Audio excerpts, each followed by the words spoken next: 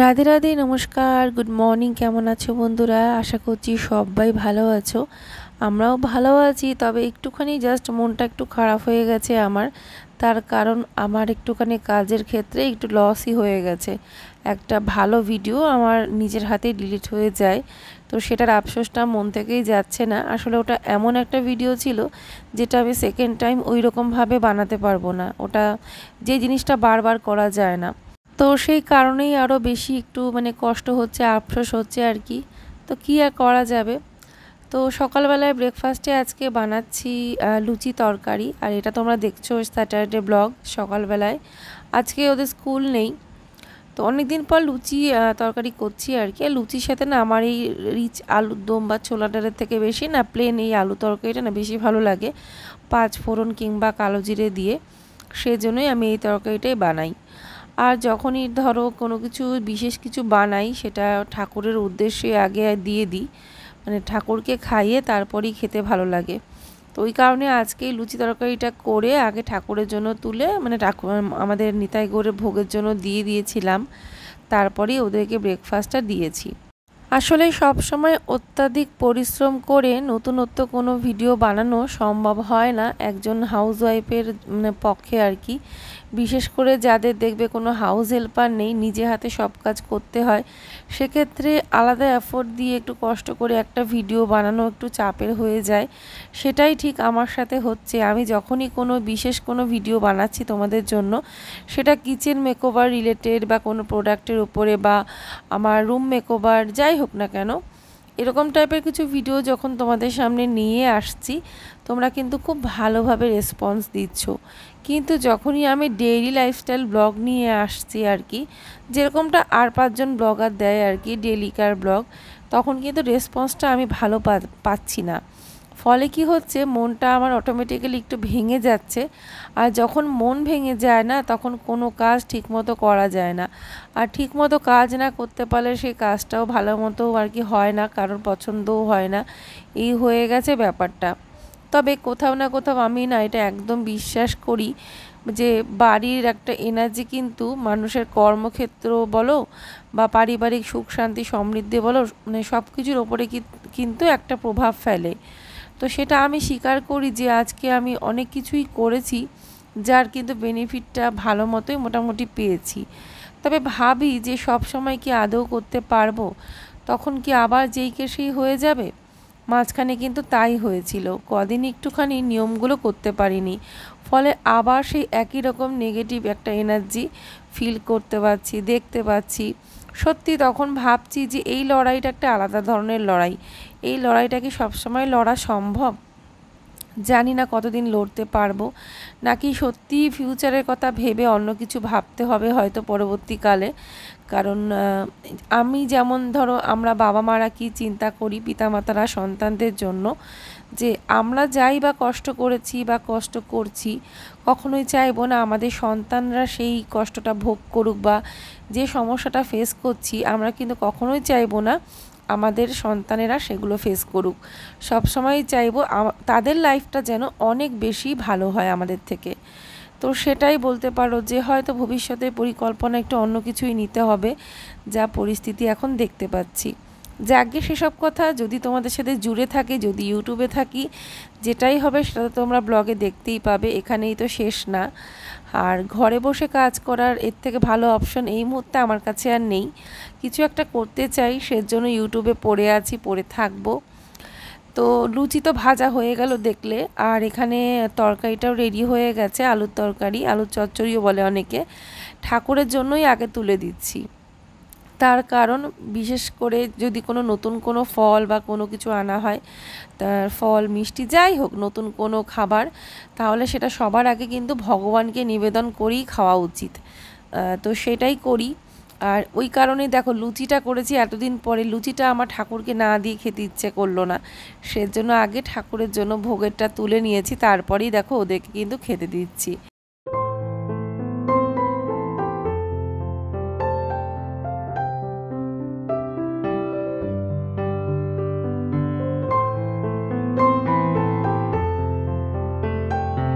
তো এই হলো আজকে ব্রেকফাস্ট। আর লুচি তরকারি তো ব্রেকফাস্টে সবাই পছন্দ করে। আর এখানে যে মিষ্টু গোপাল তো খুব খুশি, মানে ওরা লুচি যে কি পছন্দ করে। আর লুচিগুলো একবারে ওদেরকে পেট ভরে যাতে খেতে পারে সেই হিসেবে একবারে দিয়ে দিয়েছি। আর লুচি সত্যি কথা বলতে ওরা খুব ভালোবাসে। তো এখানে চা করে নিলাম, লুচি খাওয়া তো হয়ে গেছে। আর এখানে লিকার চা করলাম আর একটুখানি দুধ চা করেছি। তো এখন এই চাটা একটু খাবো, কারণ সকালবেলা চাটা খাওয়াটা অতটা জুতের হয়নি। একজনের চা একটু ঠান্ডা হয়ে গেছিলো, আর একজনের চা মানে আমি তো একটুখানি চা ভাগে পেয়েছিলাম। তো তখনই ভেবেছিলাম থাক পরে চা করে নেব, মানে ব্রেকফাস্টটা করে নিই, তারপরে পরে আরেকটু চা করে নেব। আর এই যে মাটির কালারের এই সেরামিকের কাপগুলো, এক বন্ধু ভেবেছো যে এটা মনে হয় মাটির কাপ, কিন্তু এটা মাটির কাপ না, ওটা সেরামিকের কাপ, শুধু মাটি কালারের। তো এখানে একটা জিনিস এখন সেলাই করছি, সেলাইটা করিনি, তারপরে তোমাদের দেখাচ্ছি একটা খুব সুন্দর জিনিস।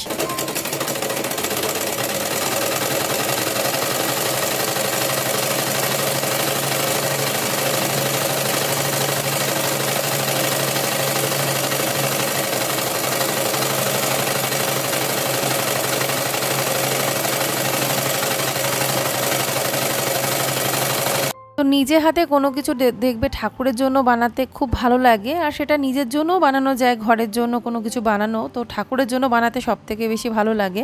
তো সেরকমই একটা জিনিস আজকে বানালাম। তো চলো এবার তোমাদের দেখা এটা কি বানিয়েছি। এটা হচ্ছে তুলসী বৃন্দারানীর জন্য ঘাগরাটা আমি বানালাম, কেমন হয়েছে দেখো তোমরা। দেখি বাবু, এটা এরকম করে ঘুরিয়ে টপটার মধ্যে পরাবে, তো যখন পরাবে এই যেরকম হবে, দেখি ধরে রাখ, হ্যাঁ এবং জয়েন করে ধর, হ্যাঁ এরকম হবে জিনিসটা। এই যে বিছিয়ে দেখায় তারা বুঝতে পারবে। এই যে এটা হচ্ছে বিছনার মধ্যে রাখছো কেন? বিছনা পরিষ্কার তো বাবা, এই বিছানা থেকে ঘুমোয় না। এই যে এরকম হবে জিনিসটা, কেমন হয়েছে দেখো। এই যে বিন্দাজির জন্য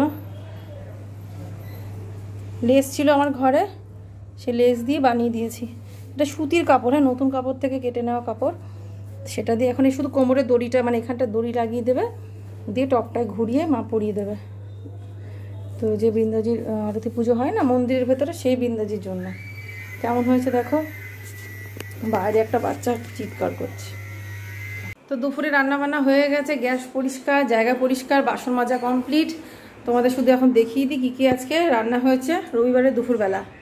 সবার আগে তো এর মধ্যে ভাত আছে, আর এটা হচ্ছে আলু ভাজা করেছি, আলু ভাজা। তারপরে এখানে হয়েছে উচ্ছে ভাজা, বেগুন ভাজা। উচ্ছে ভাজাটা এক সাইডে রেখেছি, বেগুন ভাজাটা অল্প, তবে বেগুন ভাজাটা আমার হাজব্যান্ড পছন্দ করে তাই করেছি অল্প করেই। আর উচ্ছে যে কটা ছিল ভেজে ফেলেছি। আর এই যে এখানে বড়ি দিয়ে সব রকম দিয়ে মানে একটা পাঁচ তরকারি মতো, কুমড়ো, আলু, মিষ্টি আলু, তারপরে সজনে ডাঁটা, তারপরে ঝিঙে, পটল, যা যা সবজি ছিল সব রকম দিয়ে সুন্দর বড়ি দিয়ে একটা সবজি করেছি। তো এই সবজিটা আবার আমার হাজব্যান্ড খুব পছন্দ করে, বলে নাকি প্রতিদিন এক বাটি করে সবজি খাওয়া দরকার, তো ও ভালোবাসে, অনেক সময় রাতের দিকে শুধু সবজি খেয়ে থাকে। আর এই যে এটা হচ্ছে টক ডাল, আম দিয়ে টক ডাল করেছি। এই হলো আজকে লাঞ্চ মেনু দুপুরবেলা, একদম সিম্পলের মধ্যে। আজকে রিচ মানে রিচ বলতে কোনো তরকারি সেরকম করিনি, তো পনির টনির রান্না হয়, তো আজকের দিনে দেখলাম এরকম সিম্পল রান্না করি। সকালবেলা লুচি খাওয়া হয়েছে, আর রসগোল্লাটা খাইনি, দুপুরবেলা খাওয়াবো, একটা করে সবাইকে দিয়ে দেবো ভোগটা। লুচি মিষ্টি খেয়েছে এখান থেকে, একটা 4টে মিষ্টি দিয়েছিল মা ভোগে, লুচিও এখান থেকে একটু খেয়েছে ওরা। 6টা লুচি ভোগে দিয়েছিল, মানে হ্যাঁ আর 2টো লুচি নেই, তার মানে 2টো লুচি মানে ওরা খেয়েছে নাকি, না না একটা লুচি নেই, 5টা লুচি এখানে আছে, 6টা লুচি দিয়েছিল। ভোগটা আলাদা থালার মধ্যে রেখে দিয়ে গেছে মা, ভোগের থালা থেকে নামিয়ে এখানকার থালায় রেখে গেছে। তো মাকে বলেছিলাম আজকে অন্ন দিতে হবে না, লুচি তরকারি ভোগ দিয়ে দাও, তো ওর জন্য 4টে মিষ্টি, লুচি, তরকারি দিয়ে ঠাকুরকে দেওয়া হয়েছে। হ্যালো এভরিওয়ান, তো এখন তোমাদের সাথে একটু কথা বলছি। আর সকাল সকাল আজকে সমস্ত কাজগুলো করে নিয়েছিলাম, মানে ঘুম থেকে উঠেই না সব ঘরগুলো পরিষ্কার করে একদম ঝেড়ে মুছে, ঘরদোর মোছামুছি একদম টোটাল কমপ্লিট। তারপরে ওই চাটা করেছি, ব্রেকফাস্ট বানালাম, তারপর ওদেরকে একটুখানি পড়ালাম, বেশি একটা টাইম দিতে পারিনি। তারপরে আর কি ওই রান্নাবান্নার দিকে চলে গেলাম, তারপরে একটা ছোট্ট ভিডিও এডিট করলাম, স্নান করলাম, তারপরে ঠাকুরকে একটু ধূপ দ্বীপ দেখেই আসলাম। তো এখন অলরেডি খাওয়ার টাইম হয়ে গেছে, এখন খেতে দিয়ে দেবো। দুপুরের খাবার আজকে কী বানিয়েছি চলো তোমাদের দেখিয়ে দিই। আর আজকে সেরকম কিছু রান্না করিনি, আর মনটাও খুব একটা ভালো লাগছিল না, অত শত রান্নাবান্না করতেও ইচ্ছে করছে না।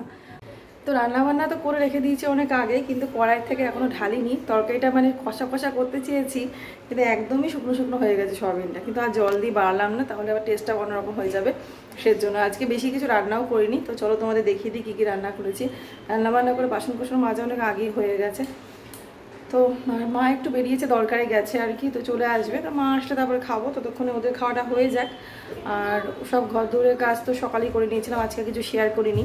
একটা খুব দুঃখের সহিত তোমাদের জানাচ্ছি, যেটা হচ্ছে আমি যে ভিডিওটা তোমাদের দেবো বলেছিলাম, যে মেকওভার ভিডিওটা, বিশ্বাস করবে না, আমি ওদের স্টাডি রুমটাকে পুরো ওলট পালট করে, ধরো মানে টোটাল জিনিসগুলোকে আমি একা নিজে হাতে মানে সব সরিয়ে এদিক ওদিক করেছি। খাটটাকে ঘুরিয়েছি, আলমারিটাকে ওই পাশ থেকে এ পাশে এনেছি।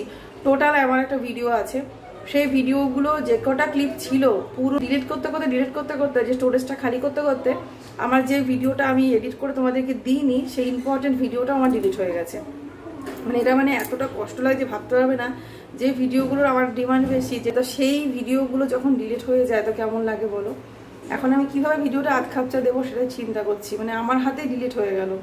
তো এরকম হয় এক সময়, কিন্তু মানে এমনি ব্লগ ডিলিট হয়ে গেলে অতটা খারাপ লাগতো না, কিন্তু ওটা খুব একটা ইম্পর্টেন্ট ভিডিও ছিল, সেটা ডিলিট হয়ে গেছে। মানে এই যে কষ্ট করে মানে এতটা কাজ করেছি, একটা ঘরকে পুরো ওলট পালট করে পুরো মেকওভারের মতো পুরো টোটালটাকে চেঞ্জ করা, সেইটার একটা ভিডিও ছিল, সেটা মানে সবকটা ক্লিপ আমি ডিলিট করে দিয়েছি। ভাবতে পারছি না আমি, এটা মানে কালকেই আমার হাতে হয়েছে, কারণ কালকে আমি টোটাল সব স্টোরেজগুলো অনেকটাই খালি করেছি, ওই ভুলবশত কালকেই এটা আমার হাতে হয়েছে।